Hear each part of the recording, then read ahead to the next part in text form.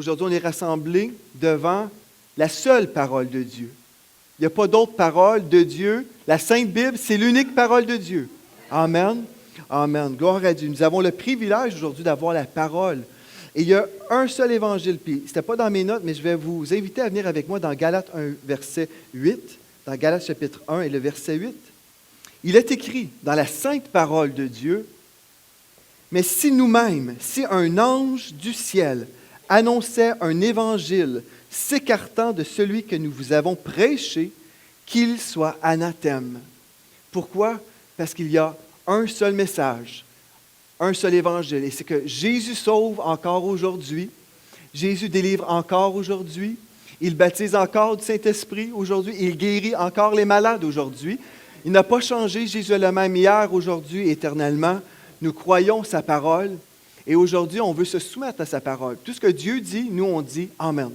Amen. Quand on est en désaccord, c'est jamais à nous de changer la parole, c'est à nous de changer, de laisser l'Esprit de Dieu nous changer. Amen. Ce matin, ce qu'on veut faire, on veut aller dans la parole de Dieu et le sujet que le Seigneur a déposé sur mon cœur s'intitule « Vivre sans regret ».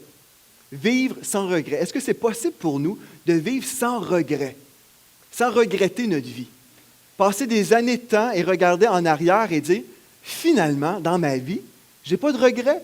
Je suis heureux dans cette marche chrétienne que j'ai eue. » Ce matin, ce qu'on va faire, on va juste prier, on va pencher nos têtes, on va remettre cette portion de la parole de Dieu au Seigneur. Et par la suite, on va vraiment se préparer. On va préparer nos cœurs pour recevoir ce que Dieu veut nous montrer, ce qu'il veut nous dire.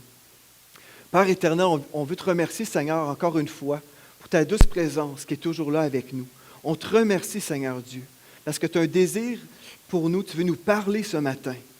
Merci, Seigneur, que tu nous donnes des oreilles pour entendre aujourd'hui ce que ton esprit veut parler, ce que ton esprit veut dire à l'Église. On se rend disponible aujourd'hui, nos cœurs sont ouverts. Merci, Seigneur Dieu, pour ta sainte parole que nous avons le privilège d'avoir aujourd'hui entre nos mains. On a prié au nom de Jésus pour ta gloire. Amen.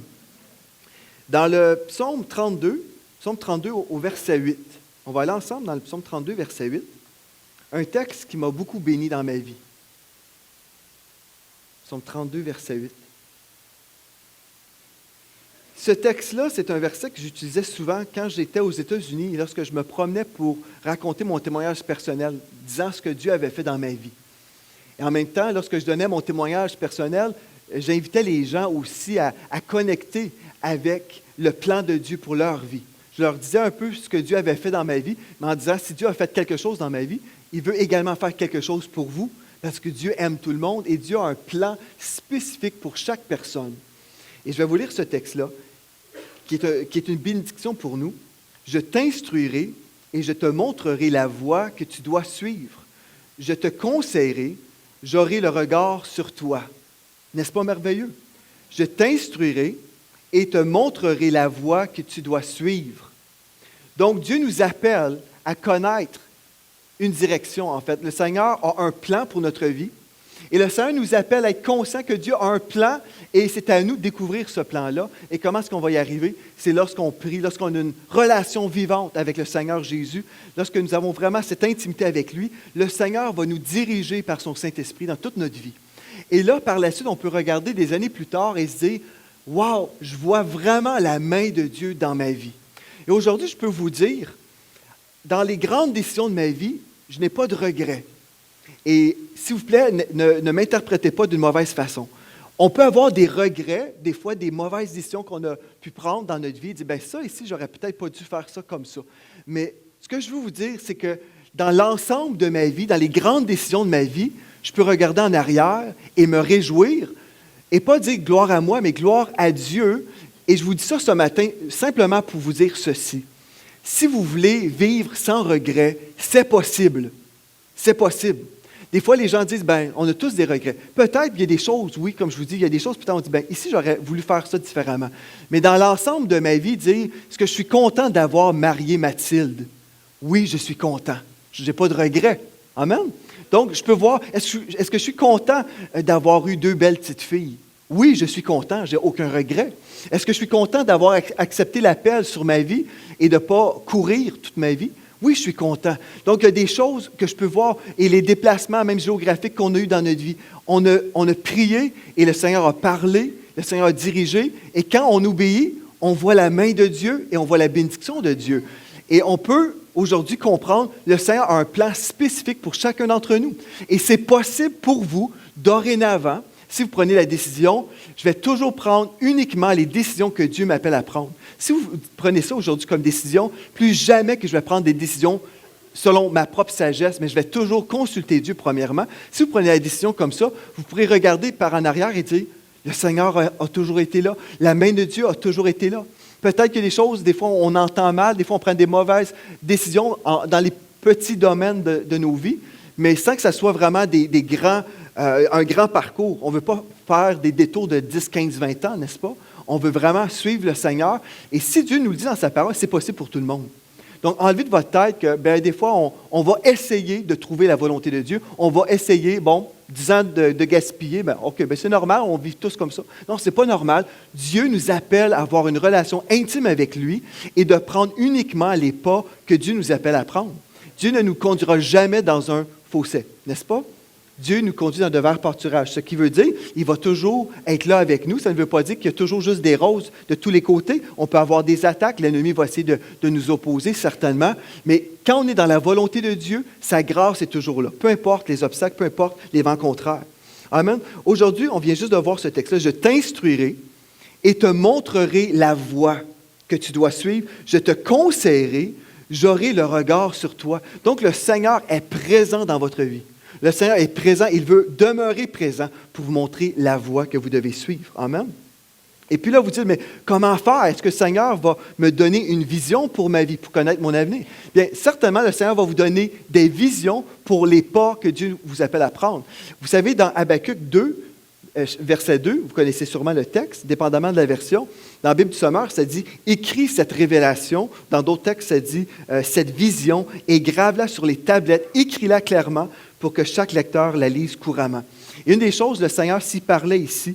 Dans l'Ancien Testament, si on peut voir que le Seigneur a parlé clairement et a donné une direction, vraiment une direction très claire. Mais certainement aujourd'hui, dans la Nouvelle Alliance, le Seigneur veut nous parler également. Amen. Et vous pouvez avoir vraiment la direction de Dieu pour votre vie. Dans ma jeunesse, moi, avant d'accepter l'appel de Dieu sur ma vie, je me souviens, moi, je voulais tout connaître à l'avance. Je voulais que le Seigneur me montre tous les détails de ma vie. Et Dieu m'a montré, c'est pas comme ça que ça marche. Je te montre un pas et je t'appelle à obéir. Et là, je vais te montrer, comme tu vas obéir, je vais te montrer le prochain pas. Et voilà, d'un jour à la fois, on progresse dans les voies de Dieu. Mais par la suite, on regarde en arrière puis on voit, finalement, c'était Dieu. Finalement, tout ce que Dieu m'avait montré, comme j'ai répondu, bien le Seigneur a béni. Donc, gloire à Dieu pour ça. Et une autre chose qu'on veut faire aujourd'hui, si vous dites, moi, le titre de ce message-là qui dit « Vivre sans regret », est-ce que c'est possible pour moi? Peut-être que vous dites, moi, j'en ai plein de regrets, c'est trop tard. Vivre sans regret, pasteur, moi, là, écoute, j'en ai plein de regrets, ma vie, on dirait que c'est juste ça. Il y a certaines personnes, peut-être, qui vont dire ça aujourd'hui. Mais certaines personnes vont dire, moi, j'ai beaucoup de regrets dans ma vie. Beaucoup, beaucoup de regrets.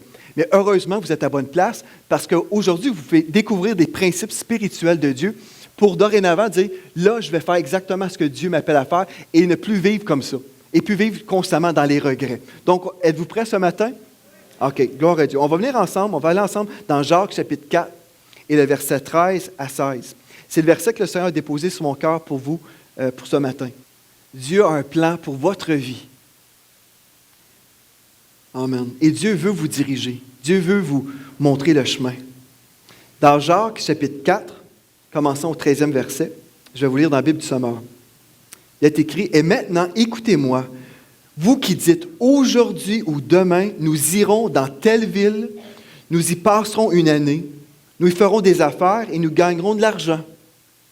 Savez-vous ce que demain vous réserve? Qu'est-ce que votre vie? Une brume légère, visible quelques instants et qui se dissipe bien vite.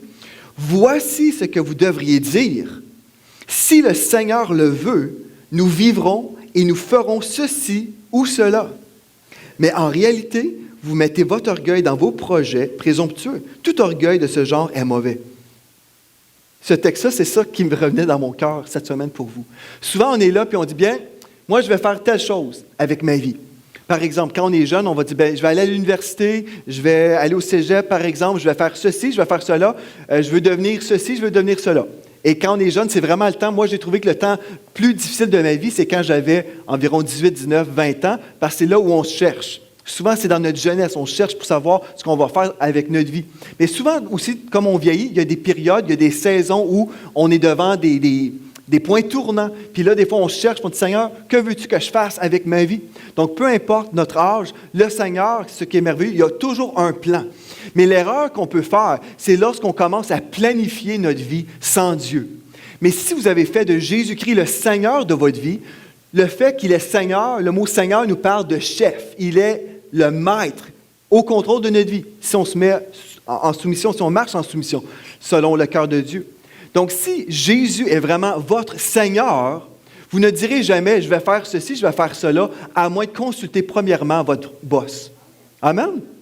Et c'est comme ça. Si vous voulez être heureux dans votre vie et vous voulez regarder en arrière et dire, je n'ai pas de regrets, bien, vous ne regretterez pas l'obéissance. Jamais. Si vous avez obéi à ce que Dieu vous a dit de faire, vous ne direz jamais, « Ah, le Seigneur m'avait dit d'aller en mission en Haïti, par exemple, je regrette d'y avoir été. » Non, vous ne direz jamais ça, parce que quand le Seigneur vous appelle à faire quelque chose, vous êtes heureux. Il y a une joie qui est là lorsqu'on obéit au Seigneur. Amen? Mais une des choses qu'on veut vraiment voir aujourd'hui, combien d'entre nous nous disons, bien, moi j'aime le Seigneur Jésus, Jésus est mon sauveur, mais est-ce que Jésus est vraiment le Seigneur de notre vie? Et là où on le sait, c'est quand on accepte vraiment d'écouter carrément, seulement, uniquement ce que Dieu nous dit. Et vous allez voir, on peut s'arrêter des fois et voir si vous êtes une personne qui est là puis vous dites, bien, j'ai plusieurs regrets. Admettons, c'est même depuis votre vie chrétienne.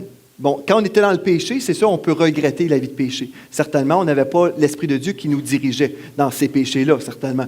Mais une fois qu'on est devenu un enfant de Dieu, si depuis votre nouvelle naissance, vous regardez votre parcours et vous dites, mais ça, je regrette ça, je regrette ça, je regrette ça, je regrette ça, je regrette ça aussi. S'il y a plein de regrets, aujourd'hui, c'est un jour merveilleux pour vous parce que vous pouvez vous arrêter et constater vos prises de décision.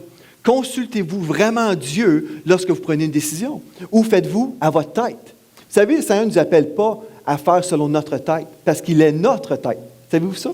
Jésus est le chef de l'Église. Il est notre tête. C'est lui qui doit nous dire ce qu'on doit faire. Amen? Puis ce matin, je sais, c'est bien tranquille. Mais je peux vous garantir, des fois les gens disent, bien, si je fais telle chose que le Seigneur me dit de faire, ça va me prendre des années de temps. J'ai eu des gens des fois qui m'ont dit ça, bien, si je fais ça, ça va me prendre des années et des années. Mais si vous ne le faites pas, ça va vous prendre des années et des années et des années de temps à faire un détour. Et là, vous allez vous retrouver à la même place, ayant besoin encore de faire ces mêmes choses-là, qui vont encore prendre des années. Donc, on est mieux d'obéir uniquement à ce que Dieu nous dit dans notre vie. Et des fois, comme je vous dis, oui, ça peut sembler un mauvais chemin pendant un temps. Des fois, on est là, mais Seigneur, moi, j'ai un meilleur chemin, j'ai une meilleure idée que toi, Seigneur. Si je fais ça, là, je vais avoir un raccourci. Mais Dieu connaît toutes choses. Dieu est beaucoup plus intelligent que nous. Amen. Je vais vous relire le texte, parce que je crois que le Seigneur veut que ça descende en vous. Et maintenant, écoutez-moi, vous qui dites, aujourd'hui ou demain, nous irons dans telle ville. Il y a des gens, des fois, qui décident, bien, on déménage dans telle ville, OK? Parce que mon employeur me dit que j'aurai une augmentation salariale dans l'autre usine de la même compagnie. Mais je dois déménager à 2 heures de chez nous, quitter mon église locale, faire plein de changements dans ma vie, mais pour 2 $ de plus de l'heure, je vais y aller. OK? Ou, admettons, on va être plus réaliste, peut-être pour 10 $ de plus, je vais y aller. Et il y a des gens comme ça qui vont être carrément juste guidés par leurs pensées humaines. Et là, on se retrouve dans une autre ville, là où Dieu ne nous a pas appelés, mais on n'a pas consulté Dieu. On a dit, bien, ça fait plus de sens, je vais faire plus d'argent. Mais qui est votre maître aujourd'hui? Est-ce que c'est Seigneur Jésus, votre maître, votre Seigneur? Avez-vous consulté Dieu? Et si votre employeur disait, par exemple, bien, j'aurais besoin de vous dans telle autre ville, et en plus, on doit diminuer votre salaire. Mais si le Seigneur Jésus vous disait, mais c'est là que je te veux. C'est là où tu dois aller parce qu'il y a une église là-bas qui a besoin de quelqu'un comme toi dans tel ministère et je veux t'envoyer là-bas. Admettons. Seriez-vous prêt avec une diminution de salaire? Donc, Dieu, des fois, nous appelle à s'examiner et voir notre cœur. Prenons-nous les décisions que Dieu nous appelle à prendre ou sommes-nous là à faire toujours les choses selon nos pensées humaines? Donc, aujourd'hui ou demain, nous irons dans telle ville, nous y passerons une année, nous ferons des affaires et nous gagnerons de l'argent. Savez-vous ce que demain vous réserve? La question, savez-vous ce que demain vous réserve? C'est une question qu'on doit se poser aujourd'hui. Est-ce qu'on sait, demain matin, pensez-vous de vous réveiller? On l'espère bien. Mais si vous passez votre vie à faire à votre tête, vous allez passer à côté les bénédictions que Dieu en réserve pour votre vie. Qu'est-ce que votre vie? Une brume légère. Je l'ai déjà dit dans cette église. Mais on peut voir des fois les personnes qui ont gagné les Oscars pendant, admettons, dans les années 30. Et puis là, il y avait un grand public et on acclamait les gens qui venaient de recevoir le prix de l'année. Et aujourd'hui, on pourrait vous dire le nom de cette personne-là, cette personnalité-là, puis on ne sait même pas c'est qui. Et les gens qui ont applaudi comme ça sont tous décédés. La personne qui a reçu le prix, décédée aussi. Puis on dit, qu'est-ce que ça a changé dans l'éternité? Pas grand-chose, n'est-ce pas? La personne qu'on veut impressionner avec notre vie, c'est Seigneur Jésus. Amen. Savez-vous ce que demain vous réserve? Qu'est-ce que votre vie? Une brume légère, visible quelques instants et qui se dissipe bien vite. Ça disparaît. Ce qu'on veut faire, c'est vraiment honorer le Seigneur. Si votre but dans la vie, votre but, c'est d'honorer le Seigneur, et dit, Seigneur, moi, je veux faire uniquement ce que tu m'appelles à faire, je peux vous garantir, vous ne vivrez pas dans le regret. Vous allez être bénis. Et parfois, le Seigneur va vous appeler à être une place où, peut-être même ça va vous dire, je n'ai pas le goût d'être là. Humainement, ma chair me dit, je ne veux pas être là. Mais Dieu dit, c'est là où je te veux. Et là, si vous dites, moi, je suis tanné de ci, puis je suis tanné de ça, puis je m'en vais. Quand on fait à notre tête, on sort de la bénédiction de Dieu. Moi, je me souviens, mon père et ma mère, pendant un temps, je n'ai pas demandé la permission, mais sinon on éditera si je n'ai pas le droit de le dire. Mais ils étaient dans une situation où Dieu les appelait à être dans un ministère pendant un temps. Et puis mon père n'avait pas le goût, humainement, il n'y avait rien dans son cœur qui lui disait d'être là. Et le Seigneur a donné une vision à mon père. Et dans cette vision, il voyait des momies, et puis mon père enlevait les vêtements, là, les lingettes, si on veut, les bandages. Et puis il était là en train d'enlever les bandages sur ses corps morts. Et le Seigneur est en train de lui dire, même si ça semble être la mort dans ce ministère-là, je t'appelle à être mon serviteur. Donc, mon père et ma mère, mes parents, là, moi, je peux dire, ils ont toujours été un modèle pour moi parce qu'ils ne faisaient pas leur tête. Des fois, ils payaient le prix, même si ça ne leur tentait pas. Ils disaient, Seigneur m'a dit, je ne bouge pas d'ici et je ne bougerai pas d'ici jusqu'à temps que Dieu m'ait parlé. Puis quand on est comme ça, on dit, je ne bouge pas de ma place. Et là, les démons de l'enfer viennent, puis ils veulent venir vous dépeigner les cheveux. Puis vous dites, c'est inconfortable, mais je ne bougerai pas de ma place. Parce que Dieu m'a dit d'être là.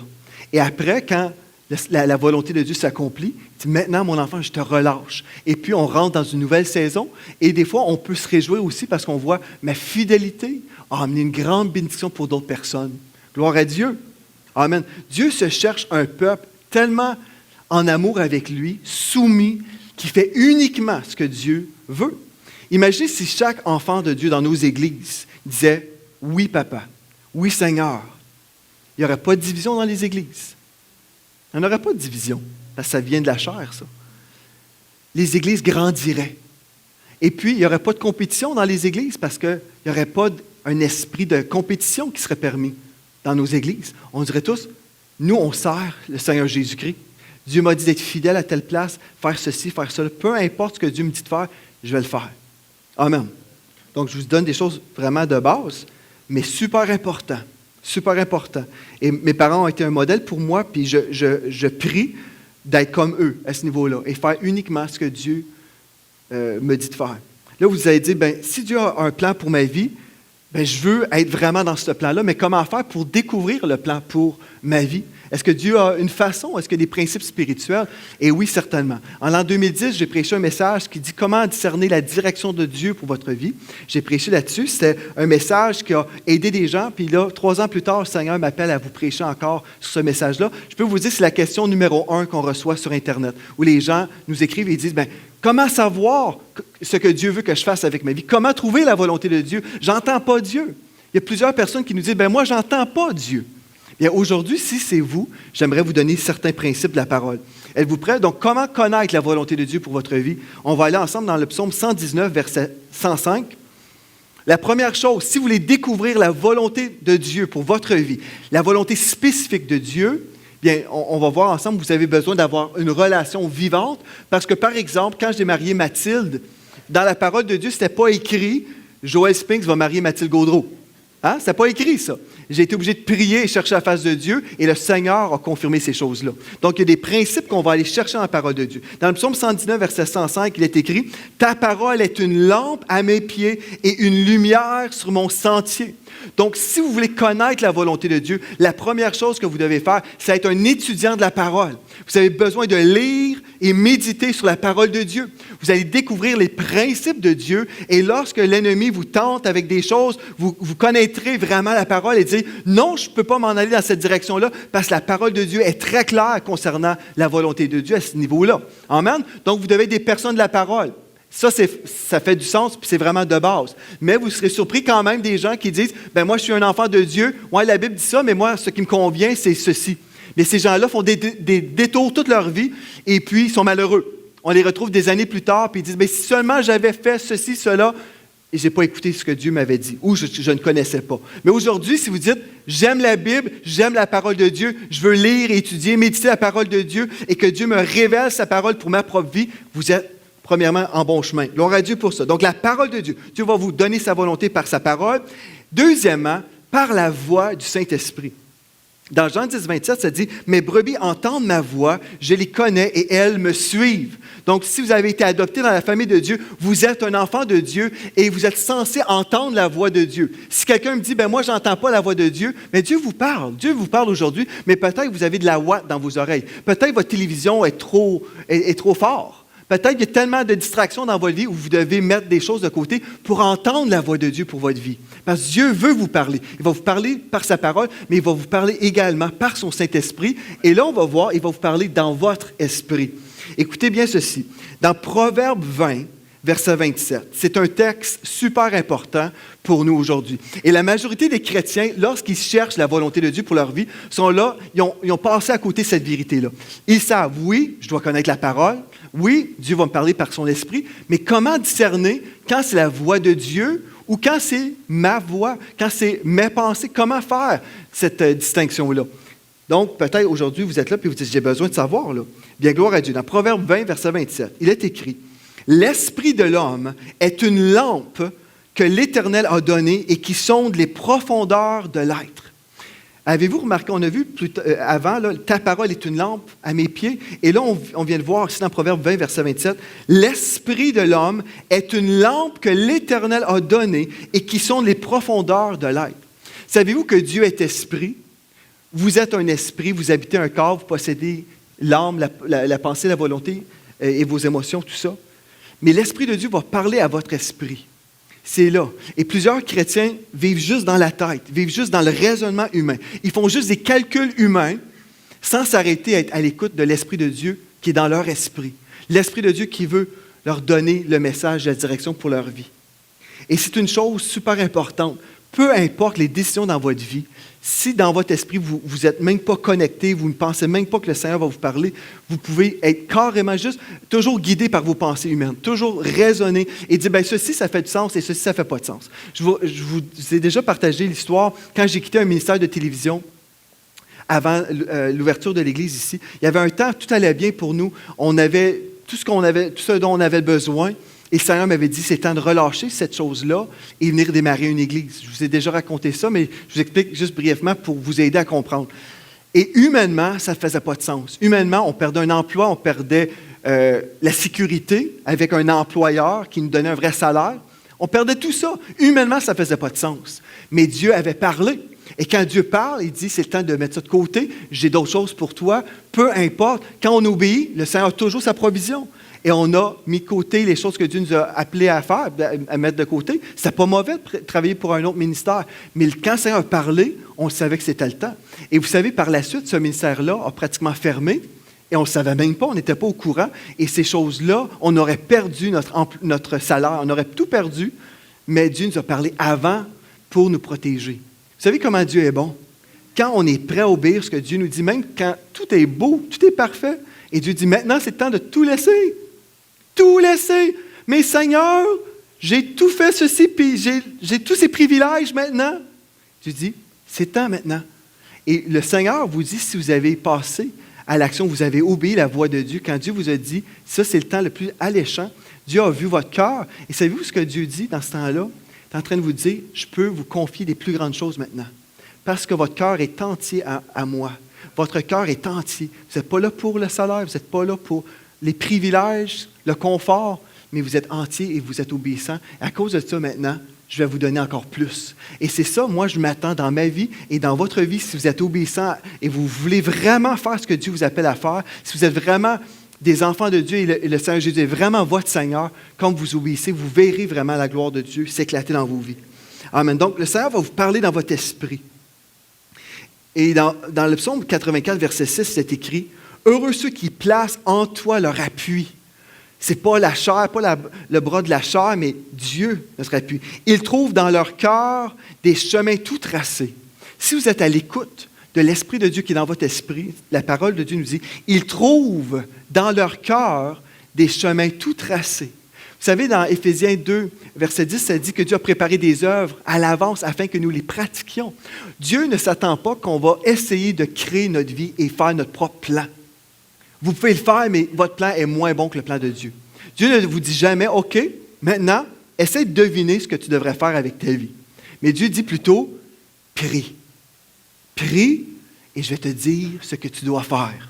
Et Dieu peut vous donner une vision. Il dit, voici ce que je t'appelle à faire. Des fois, on dit, oui, mais je veux tous les détails. Des fois, Dieu dit, non, je te donne, voici la vision, mais entre-temps, il y a ce pas-là à faire. Prends ce pas-là.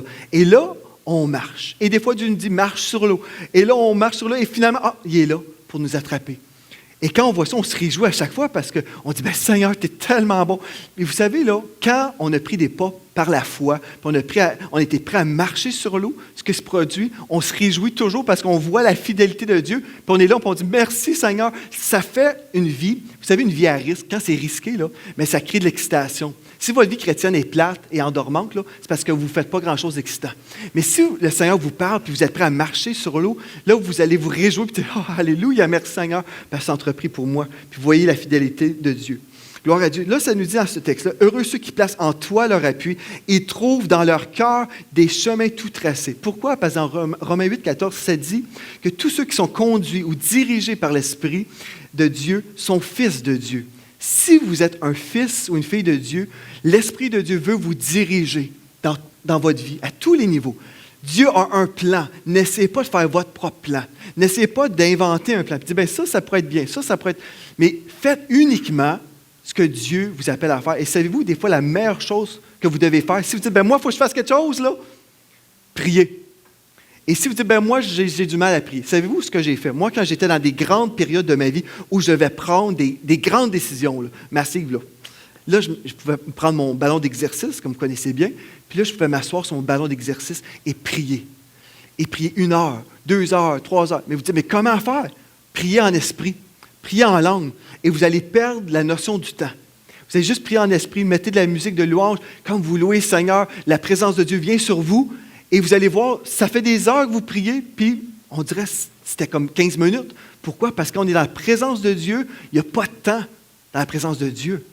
C'est vrai, là. Vous savez, Dieu est en dehors du temps. Nous, on dit, ça va me prendre 10 ans à faire ça. Pour Dieu, c'est rien, ça. Hein? C'est rien.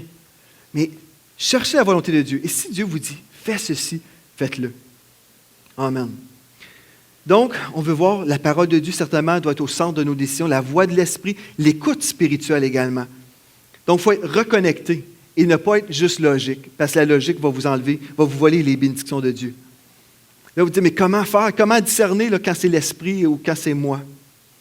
Une des choses dans Ésaïe 55, verset 12. Ça, c'est un principe pour ma vie, là, et ça m'a protégé à bien des fois. Une fois, je me souviens d'une illustration spécifique où j'ai désobéi à la voix intérieure, le témoin intérieur. Il y avait des gens qui m'avaient invité à prêcher, et dans mon esprit, ça me disait non, vas-y pas. Vas-y pas.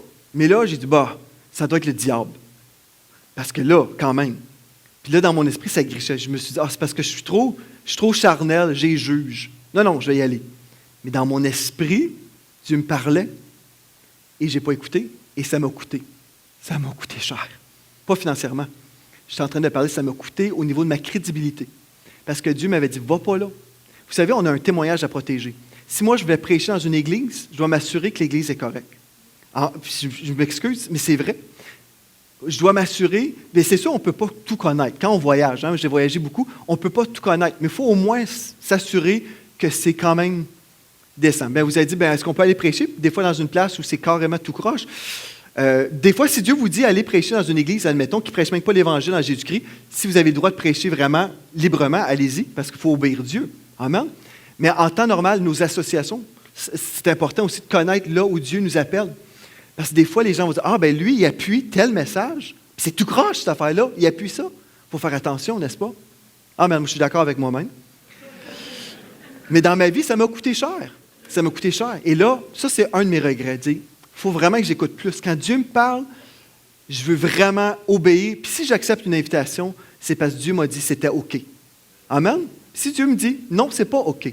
Puis peut-être c'est une église parfaite, merveilleuse, glorieuse. Mais Dieu me dit, peut-être, sans me le dire, Dieu sait que dans 2 mois, il va avoir besoin de moi ailleurs. Et je suis mieux d'être à l'écoute de la voix de Dieu, n'est-ce pas? Et être exactement là où Dieu me veut. Parce que quand je suis exactement dans le centre de la volonté de Dieu, je suis vraiment au service de Dieu et je vais être béni. Amen. Et je vais bénir le cœur de Dieu. Ésaïe 55, verset 12. C'est dit, oui, vous sortirez avec joie et vous serez conduits en paix. Si vous n'avez pas la paix de Dieu, ça griche en dedans. Vous êtes tout croche à l'envers. En dedans, là, ça ne va vraiment pas. Mais humainement, tout est beau, tout est parfait. Mais en dedans, là, votre esprit dit, ça ne passe pas. Là. Vous écoutez quelqu'un prêcher, puis la personne semble parfaite. Mais en dedans, vous êtes là, non, ça griche. Mais des fois, même dans mon cœur, même dans les décisions des fois de l'Église, il y avait des orateurs invités dans la région, puis dans mon esprit, ça me disait non. Puis je ne savais pas pourquoi, mais je savais juste que Dieu me disait non. Et plus tard, on a appris des choses. Puis je dis, merci Seigneur, ça nous a épargné des dégâts. Merci Seigneur. Mais gloire à Dieu, Dieu là va toujours vous parler comme ça. Il va vous donner, en anglais, je dis un check in my spirit, comme un crochet dans mon esprit. Un oui, un non. Amen. Des fois, Dieu il ne va pas toujours donner toutes les explications possibles. Dieu n'est pas obligé. Vous savez, votre patron, là, à votre travail, si vous avez un patron, ne dira jamais, voici les raisons pourquoi on a pris telle décision. Êtes-vous d'accord? Dans le monde naturel, chez votre employeur, si le patron dit, dorénavant, on va faire ça comme ça, et vous dites, OK, parfait. Puis s'il vous donne des explications, là, c'est tant mieux. Mais s'il ne donne rien, des fois, il faut juste dire, OK, on va le faire comme ça. Pareillement avec Dieu, des fois, Dieu fait juste nous dire, voici ce que je veux que tu fasses. Puis là, on obéit. Amen. Je sais que ce matin, c'est tranquille, mais ce message, peut-être que vous avez besoin d'entendre. Peut-être que ça dérange des gens, mais alléluia. Il ne faut pas briser la tradition. Gloire à Dieu. Le principe de la paix. Donc, ça, c'est la chose numéro 1 pour moi dans ma vie. Ce que j'ai vraiment vécu, ça m'a protégé. Et quand la paix était là, j'ai toujours vu, c'était béni. C'était béni. Gloire à Dieu. Le principe de la patience aussi. La patience. Oui. J'ai rencontré un homme une fois, il vient se présenter à moi, il dit « Bonjour, pasteur Joël, moi je suis le prochain, Billy Graham. » Et puis là, il voulait qu'on puisse y ouvrir des portes, faire des choses pour lui. Mais il faut être patient dans la vie et laisser Dieu faire ces choses-là. Amen? Mais des fois aussi, on est dans une situation inconfortable. Avez-vous déjà été inconfortable? Peut-être que c'est juste moi. Mais certains d'entre vous, peut-être vous avez été inconfortable dans des situations. Puis là, on dit, là, il faut agir, il faut faire quelque chose. Et les quelque chose qu'on fait, qui sont en dehors de la volonté de Dieu, ces choses-là vont toujours nous coûter quelque chose de pire. C'est terrible. On est mieux d'attendre. Écoutez bien, Proverbe 21, verset 5. Ici, c'est un règlement dans ma vie et vous devriez l'adopter parce que c'est biblique. C'est vraiment bon. La parole de Dieu est toujours bonne pour nous. Proverbe 21, verset 5. Ça dit, les projets de l'homme diligent ne mènent qu'à l'abondance, mais celui qui agit avec précipitation n'arrive qu'à la disette. Des gens qui font des coups de tête. Avez-vous déjà rencontré des gens, ou peut-être vous êtes une personne comme ça, vous avez agi souvent par des coups de tête ou sur des coups de tête, puis vous dites, là, il faut faire ça, parce que là, ça ne marche pas, là. Puis là, on réagit trop vite. Puis après, on se dit, finalement, je me suis trompé, et on a des regrets. N'est-ce pas? Oui. Ce que je peux vous dire, moi, là, quand j'étais dans un autre ministère, il y avait quelqu'un, des fois, qui me blessait. Savez-vous ça? Moi, je peux être blessé. Oui, je ne suis pas fait en plexiglas, là. C'est un être humain. Et là, la personne me blessait. Et là, j'étais assis dans mon bureau. Et vous savez, si vous êtes déjà venu dans mon bureau, j'ai beaucoup de livres. Avez-vous déjà remarqué? J'ai des livres et des livres, comme 2 murs de livres. Et là, j'étais assis dans mon bureau. Puis quand j'étais blessé, j'étais assis là. Puis là, je rêvais. Ouais, mais je vais aller chercher des boîtes, là. puis je vais tout mettre mes livres dans ces boîtes-là. Puis là, je rêvais à mon départ. Je suis vraiment tanné, j'étais écœuré, là. Je suis tanné, là.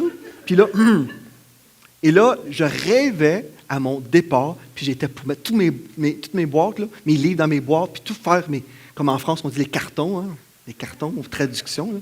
Mais je fais tout ça, là. Puis là, on dirait, on se sent très bien. Je me suis défoulé, puis j'avais raison, puis, hein? Les êtres humains, peut-être, vous êtes tellement sanctifiés, là. Vous ne savez pas de quoi je parle. Mais des fois, on a le goût d'agir, là. Hey, ça n'a pas d'allure, là, puis j'ai fini avec ça. Et moi, c'était comme ça. Mais vous savez, si j'avais agi, des fois, j'ai eu plus qu'une situation, des fois, j'ai dit, regarde, c'est fini, cette affaire-là. Puis l'Esprit de Dieu me dit, non, c'est pas fini. Je suis comme, ça ne fait pas de sens. C'est pas fini. Et plus qu'une fois. Des fois, je peux vous dire, je suis un être humain comme tout le monde. Des fois, ça me tente de prendre le guide de ma vie. Puis Dieu m'a dit, non, c'est pas fini. Attends. OK? Là, j'attends. Et là, je laisse Dieu agir. Dieu a fait le ménage. Cette personne-là est disparue. Imagine si j'avais quitté. Imagine si j'avais quitté à cause de ça. Bien là, j'aurais fait un détour. Puis là, Dieu me voulait là, mais je n'ai pas été persévérant parce qu'il y avait des choses qui me tapaient ses nerfs. Mais Dieu dit, attends. Bon, j'ai attendu plus qu'une fois. Puis après, je dis, merci Seigneur. Je suis content d'avoir attendu parce que regarde, j'ai vécu ça. Si j'avais fait à ma tête, je n'aurais pas vécu ça. Puis Dieu veut me bénir, le diable veut me voler. Puis Dieu va préparer un chemin de bénédiction. Puis le diable, lui aussi, a toujours sa version des choses. Sa version. Puis des fois, regarde, mais si vous pouvez juste arriver à cette place et dire, Seigneur, qu'est-ce que tu me dis en dedans? Il y a trop de gens, là, on est ici, comme ça, puis on raisonne. Dieu, là, il ne nous parle pas dans notre tête, il nous parle dans notre esprit. C'est une chose importante, ça. Ça va vous protéger, là, dans votre esprit. Qu'est-ce que tu me dis, Seigneur Dieu? Puis là, Dieu dit, attends. OK. Mais vous allez avoir la paix aussi. La paix va être là. Gloire à Dieu. Amen. Gloire à Dieu. Aussi un autre principe qui se rajoute avec la patience, c'est la grâce. Des fois, il faut arriver et mettre une autre expression que je vais essayer d'avoir. Mettre de l'eau dans son vin. Est-ce que ça se dit? Alléluia! De l'eau dans son vin. Il y a des situations, des fois, comme je vous dis, qui sont inconfortables. Dieu nous appelle à une destinée. Il y a un plan pour notre vie. Mais en chemin, des fois, il y a des chemins un peu rocailleux, plus difficiles. Des fois, on monte une montagne puis on a le goût d'arrêter. Et Dieu nous dit, tu as besoin un peu de grâce. Et là, quand je parle des roches, peut-être, les pierres dans le chemin, peut-être c'est une personne qui est dans votre chemin, qui est couchée là, qui fait des coups de pied dans les airs pour vous empêcher de passer, qui crie, qui fait pip, pip, pip, plein de distractions. Puis vous dites, je dois me rendre là-bas. Il y a quelqu'un dans moi. Peut-être cette personne-là est la bénédiction de votre vie. Peut-être c'est le frère ou la sœur papier sablé que vous avez besoin dans votre vie. C'est vrai. Puis imaginez si le Seigneur fait en sorte que vous rencontrez cette personne. Peut-être c'est pour avoir un impact dans sa vie. Imaginez ça. Si, admettons, la personne qui vous tape sur les nerfs le plus de toutes les personnes sur la planète, mais si Dieu a dit, je veux me servir de toi pour que cette personne-là puisse voir mon amour, voir mon visage. Et à cause de toi, cette personne-là va être transformée. Imaginez si c'est le plan de Dieu. Puis vous dites, elle me tape ses nerfs. Puis j'embarque sur le téléphone, puis je parle. Mais si, admettons, c'était le plan de Dieu, que cette personne-là soit dans votre vie et que vous êtes l'agent du Saint-Esprit pour la personne, ça se peut. C'est pour ça, si on fait à notre tête, Jésus n'est pas vraiment le Seigneur de notre vie quand on fait à notre tête. On est le Seigneur de notre vie. Mais aujourd'hui, un message très simple, de base. C'est un message vraiment très, très simple ce matin, rien de compliqué. Mais ce message, pas un message, c'est un message. Si on l'applique ce matin, vous verrez votre vie bénie et vous ne vivrez pas dans les regrets. Le principe de la grâce. Dans Jacques 5, verset 12, dans la Bible du Sommeur, c'est dit, avant tout, mes frères, ne faites pas de serment, ni par le ciel, ni par la terre, ni par n'importe quoi d'autre, que votre oui, soit un oui authentique, et votre non, un non authentique, afin que vous ne tombiez pas sous le coup de la condamnation. Dieu nous appelle à marcher dans l'honneur et l'intégrité. Si on donne notre mot, on donne notre parole, je vais faire ça, mais il y a quelqu'un qui vous dérange, il y a une circonstance adverse, puis on prend une décision à cause de ces circonstances-là adverses, on dit, ah, je ne fais plus ça, là. Puis on laisse tomber des gens, on abandonne l'appel de Dieu, parce que selon notre tête, ça ne marche pas. Mais Dieu nous dit que ton oui soit oui, ton non soit non. Si tu as dit que tu ferais ça, fais-le. Tu as dit que tu ne le ferais pas, fais-le pas. Amen. Amen. Je suis d'accord avec moi-même. Pasteur Jean est d'accord avec moi aussi. Mais c'est vrai. C'est des choses simples ce matin, mais il y a beaucoup de personnes qui ne le font pas. C'est un message pastoral ce matin. Des fois, Dieu m'appelle à le faire. La semaine prochaine, vous avez une convention avec un pasteur qui va vous bénir. Ça fait que c'est à mon tour, là. Un petit peu difficile, là. Quand même. C'est ma job. Vous dérangez un peu. Mais que votre oui soit oui, votre non soit non. Et là, si j'ai le principe ou la grâce de Dieu, ce n'est pas juste un principe, mais on peut parler du fruit de l'esprit également dans nos vies. Si on marche dans l'esprit, on n'accomplira pas les désirs de la chair. On va honorer notre parole. On va être des personnes d'intégrité, d'honneur. Amen. Savez-vous, vous pouvez marcher dans l'intégrité. Si vous avez dit, je vais être là, admettons, vous êtes censé être ici, au montage, pour la préparation. Puis, ben là, matin, ça ne me tente pas trop. On dirait, j'ai bu du café, je me suis endormi trop tard. Finalement, regarde, ça ne me tente pas. Imaginez si chaque personne de l'équipe disait, ben, on ne monte pas le stage, on ne prépare rien. Bien, on n'aurait pas de musique le dimanche matin, n'est-ce pas? Que ton oui soit oui, ton non soit non. Amen. Vous voulez prendre des bonnes décisions aussi? Vous avez besoin de consulter de sages conseillers. Il y a des gens qui disent, ben moi, là, regarde, Jésus est mon Seigneur, il va me dire quoi faire, puis c'est vrai, absolument.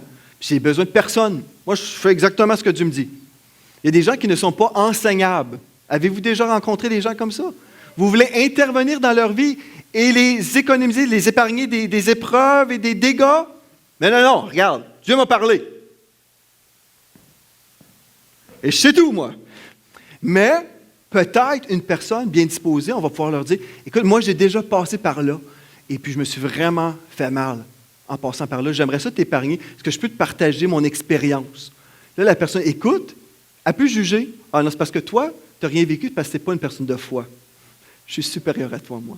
Il y a ça comme réaction. Ou peut-être, peut-être, là, peut-être je devrais apprendre de ton expérience. Peut-être qu'il y a des choses que je peux aller chercher dans ton expérience pour ma propre vie.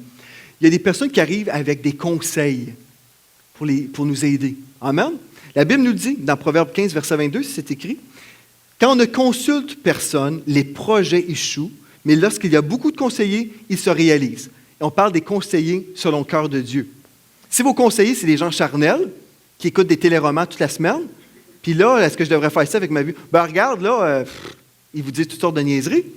C'est pas bon, ça. Il y a des conseillers sages qui sont selon le cœur de Dieu, n'est-ce pas? Donc, vous voulez des conseillers sages. Où pouvez-vous trouver des bons conseillers? Peut-être à l'Église. Peut-être des frères et des sœurs peuvent être ces personnes-là pour vous influencer dans la bonne direction. Des personnes spirituellement matures qui sont là dans vos vies. Mais là, on peut consulter des gens, mais on n'est pas guidé ou dirigé par les gens. C'est une chose, des fois, il y a des gens qui vont voir des ministères prophétiques pour dire, dis-moi ce que Dieu me dit pour ma vie. Ça, c'est très, très terrible. C'est terrible. Dieu nous appelle, comme on a vu dans Romains 8, nous sommes conduits ou dirigés par le Saint-Esprit. Il n'y a aucune personne qui devrait vous dire, voici ce que tu dois faire avec ta vie. En tant que pasteur, je ne vous dirai jamais quoi faire. Je prêchais hier matin à l'IBEM, puis on enseignait justement là-dessus. J'ai dit, je ne vous dirai jamais quelle sorte de tapis acheter dans votre maison. Hein? Mais par contre, si vous voulez marier une femme, je vais peut-être dire, on va voir les principes de Dieu là-dedans. Est-ce qu'elle connaît le Seigneur Jésus-Christ? Parce que ça, c'est le fondement. On veut bien bâtir notre vie. Donc, je peux emmener des principes de la parole de Dieu pour vous aider à discerner la volonté de Dieu. Mais je ne dirai jamais, voici ce que Dieu veut pour ta vie. Parce que je ne suis pas Dieu. C'est assez difficile de trouver la volonté de Dieu pour soi-même sans commencer à dire aux autres ce que Dieu veut pour leur vie. Amen? Donc, les frères et les sœurs ne sont pas là pour vous dire quoi faire, ils sont là pour prier avec vous, vous donner la sagesse de Dieu, partager ce que Dieu a mis sur leur cœur, mais en même temps, pensez à Job et ses amis. Des fois, les conseillers ne sont pas toujours allumés. Donc, on doit faire attention, n'est-ce pas? On doit faire attention. Donc, on veut être ouvert à ce que Dieu parle aussi à travers nos amis, nos frères, nos sœurs, mais en même temps, on doit chercher premièrement le conseil de Dieu et dernièrement le conseil de Dieu. Si vous cherchez la volonté de Dieu, puis le Seigneur vous dit, voici, fais ceci.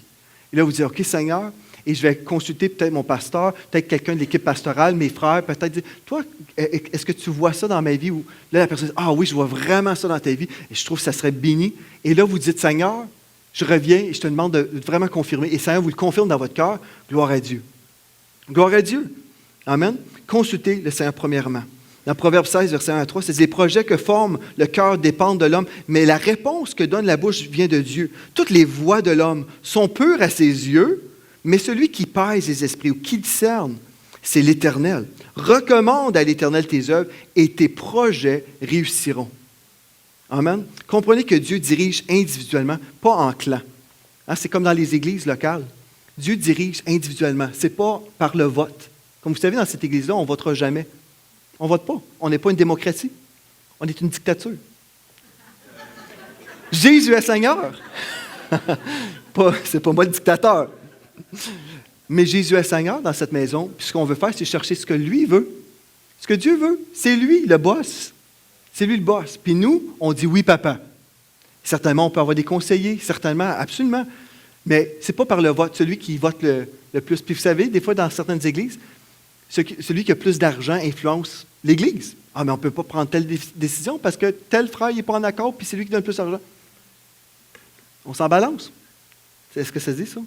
Okay. Parce qu'on n'est pas là pour faire la volonté des hommes, la volonté de Dieu. OK, si vous dites, en terminant, comment vivre, par contre, à partir de mes erreurs? Moi, là, je regarde dans ma vie, on dirait que c'est juste une série d'erreurs, puis du regret. Quoi faire? C'est simple. Accepter le passé. Acceptez votre passé. Vous ne pouvez rien changer aujourd'hui de votre passé. Ce qui est passé est passé. Choisissez de regarder de l'avant. Ne pensez pas à ce qui aurait pu être, mais travaillez sur ce qui est et sur ce qui sera bientôt. Donc, on n'est pas là pour dire, si j'avais fait ceci, je serais là aujourd'hui. Vous ne l'avez pas fait, oubliez ça. C'est fini, c'est le passé. Mais aujourd'hui, qu'est-ce que vous avez entre vos mains? Quel est le message que Dieu vous donne aujourd'hui? Si vous dites, Seigneur, tu me dis de faire ça aujourd'hui, faites-le. Et si vous dites, j'ai fait plein d'erreurs dans ma vie, savez-vous que notre Dieu est capable de racheter le temps? Notre Dieu est bon. Et les erreurs du passé, tout ce qu'on a fait, là, on peut dire aujourd'hui, là, mais tout ça, c'est lavé dans le sang de l'agneau. Aujourd'hui, j'ai plus de regrets parce que tout a été enlevé, effacé, purifié. Aujourd'hui, je suis béni, puis je suis un enfant de Dieu obéissant. Tout ce que Dieu me dit de faire, je vais le faire. Si Dieu me dit, fais X, je vais faire X. S'il me dit, fais Y, je vais faire Y. Comprenez? Tout ce que Dieu me dit de faire, puis je peux vous garantir, l'obéissance, là, c'est le chemin de la bénédiction. C'est le chemin de vivre sans regret. Et de dire, c'est possible, vivre sans regret, c'est de vivre obéissant. C'est un beau titre pour une prédication sur l'obéissance.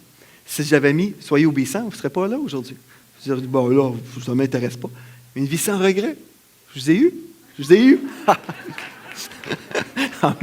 On va prier, on va pencher nos têtes. J'ai invité l'équipe de la louange. Ce matin, c'est un message très, très simple, mais c'est une clé importante dans votre vie. L'obéissance à la parole de Dieu. Être à l'écoute de l'Esprit de Dieu. Si vous avez besoin de plus d'intimité avec le Seigneur, ça commence vraiment par une décision également. Vous avez besoin de prier, chercher la face de Dieu. Passez du temps avec lui, louez-le à la maison, priez, cherchez sa face. La voix de l'Esprit va devenir de plus en plus forte en dedans de vous. Et Dieu va vous épargner toutes sortes d'erreurs, toutes sortes de problèmes. Vous ne vivrez plus dans le regret. Amen. Gloire à Dieu. Ce matin, le message, c'était sur la Seigneurie de Jésus-Christ, faire de Jésus le Seigneur de notre vie véritablement. Puis on chante ce chant-là qui dit « Mes péchés sont effacés ». Mais peut-être qu'une personne ici, peut-être plusieurs personnes qui n'ont jamais vraiment fait de Jésus le Seigneur de leur vie. On chante ici « La grâce coule sur moi ». La grâce, comme la pluie, la grâce, la faveur de Dieu dans votre vie, la bénédiction de Dieu. Mais si vous êtes encore dans vos péchés, vous ne goûterez jamais à ces choses-là. Ça commence vraiment à faire, à cette place où on fait de Jésus le Seigneur de notre vie. Puis aujourd'hui, j'aimerais ça donner l'opportunité à chaque personne, qu'il n'y a personne ici qui quitte la place sans avoir fait de Jésus Seigneur de leur vie. Si vous dites, moi j'aimerais ça vivre une vie sans regret, j'aimerais ça découvrir le chemin que Dieu en réserve pour ma vie. Le chemin que Dieu réserve pour vous, là, c'est un chemin qui vous mène au ciel, vers la vie éternelle. Dieu veut que vous puissiez expérimenter la vie éternelle aujourd'hui même. Mais vous devez premièrement réaliser votre besoin de lui, réaliser que vous êtes en faillite spirituelle, vous êtes pécheur, et la Bible nous dit que le salaire du péché, c'est la mort. C'est une séparation de Dieu, de vous, vous êtes séparés de Dieu éternellement. Et la conclusion de ça, c'est l'étang de feu. On n'a pas ça à le dire, mais c'est la conclusion. C'est être séparé, éloigné de Dieu dans les tourments. Mais Dieu, dans son amour, a envoyé son Fils mourir sur la croix pour vous que vous puissiez être réconciliés avec lui et devenir un enfant de Dieu, être adopté dans sa famille, être aimé de lui, être en route vers le ciel. Aujourd'hui, j'aimerais ça vous donner l'opportunité. Si vous n'avez jamais fait de Jésus-Christ le Seigneur de votre vie, j'aimerais ouvrir l'autel à matin. Je ne demanderai pas même de lever la main. Des fois, ça prend du courage puis de dire, je viens en avant puis je veux déclarer, Jésus est Seigneur de ma vie. Et on va prier avec vous, on va vous aider dans une prière de repentance. Vous allez tourner la page sur le passé, vous allez demander au Seigneur de vous pardonner votre passé et d'entrer dans votre destinée. C'est le jour le plus glorieux que vous pouvez avoir aujourd'hui. Ça peut être le début d'une vie de gloire. La vie éternelle commence aujourd'hui pour vous. C'est soit aujourd'hui vous allez passer l'éternité avec Dieu ou passer l'éternité avec l'ennemi. Je peux vous dire, Jésus est le bon berger. Il veut votre bien, il veut vous sauver.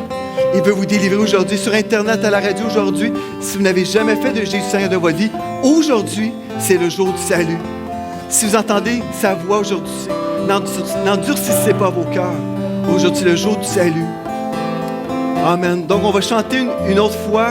Alléluia. C'est un chant prophétique pour vous, parce que ce n'est pas fait encore. Mais quand vous allez vous déplacer et venir en avant, vous pouvez savoir que le Seigneur va vous rencontrer. On va prier avec vous.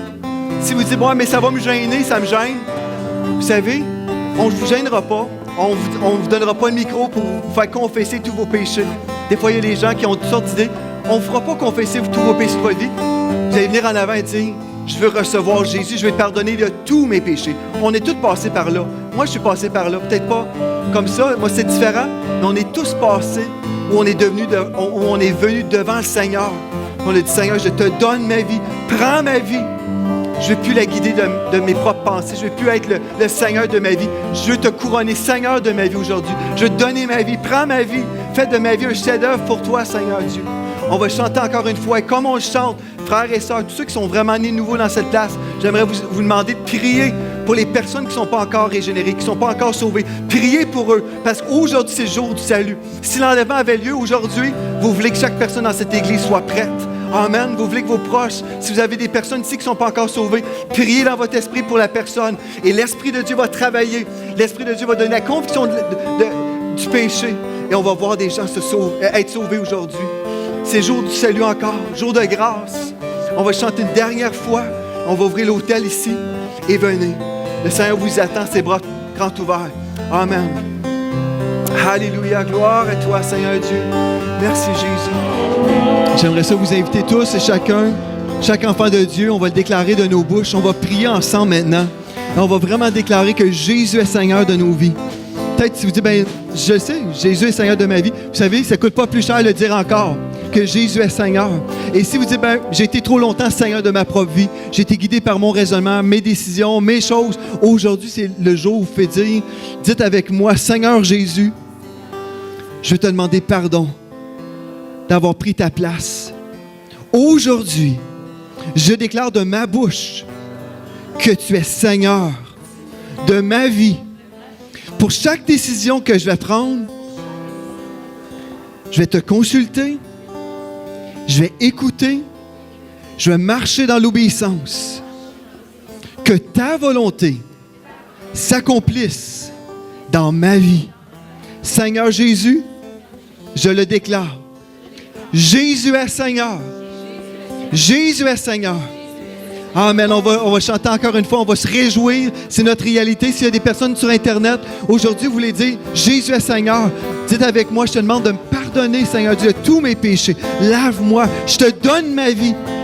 Fais de ma vie un chef-d'œuvre. Et comme vous dites ça, avec sincérité, le Seigneur va vous rajouter dans sa famille. Vous avez besoin de trouver une bonne église locale où vous allez grandir dans les voies de Dieu. Contactez-nous si vous n'avez pas d'église. info@evqmedia.com. info@evqmedia.com. On va vous aider à trouver une bonne église pour grandir dans les voies de Dieu. Merci pour ces projets de paix. et non de malheur. Merci, Seigneur Dieu, parce que tu ne veux pas nous cacher notre destinée, mais tu veux nous révéler un pas à la fois notre destinée. Merci, Seigneur Dieu, parce que tu as compassion de nous. Merci, Seigneur Dieu, parce que tu as choisi de te servir de nous. Oh, merci pour ce grand privilège. On ne mérite rien, mais à cause de ton amour pour nous, Seigneur, tu as choisi de te servir de nous, qu'on soit des agents pour toi, des porte-paroles de ton évangile. Oh, Seigneur Dieu, je prie que tu remplisses nos bouches cette semaine, qu'on puisse vraiment partager ton évangile avec quelqu'un aujourd'hui, toute cette semaine. Merci, Seigneur Dieu, pour ce privilège qu'on a d'être appelés des enfants de Dieu. Merci pour ton onction qui reste avec nous à chaque jour. Merci parce qu'on marche, on vit dans ton onction. Oh, merci, Seigneur Dieu, pour chaque jour que tu nous donnes. Que chaque jour de cette semaine soit un sujet de joie pour nous. Parce que tu es le centre. Tu es le centre, Seigneur Dieu, de chaque journée. Alléluia. Merci pour le focus, la vision que tu nous donnes. La vision pour l'avancement. Une vision d'encouragement, une vision de joie, une vision de foi. Oh, alléluia. Merci, Seigneur Dieu. On te remercie, on te loue. Et Seigneur, je veux prier pour mes frères et mes sœurs dans cette maison. Tous ceux aujourd'hui qui ont déclaré que tu es Seigneur, je prie qu'ils puissent vraiment goûter à ta bonté cette semaine, qu'ils puissent voir ta gloire éclater dans leur vie. Oh Seigneur Dieu, je déclare sur chaque tête ton shalom, rien de manquant, rien de brisé au nom de Jésus. Nous avons prié, amen. Amen. Bonne semaine, salut un frère et une sœur dans la maison de Dieu et bon groupe vie. Amen.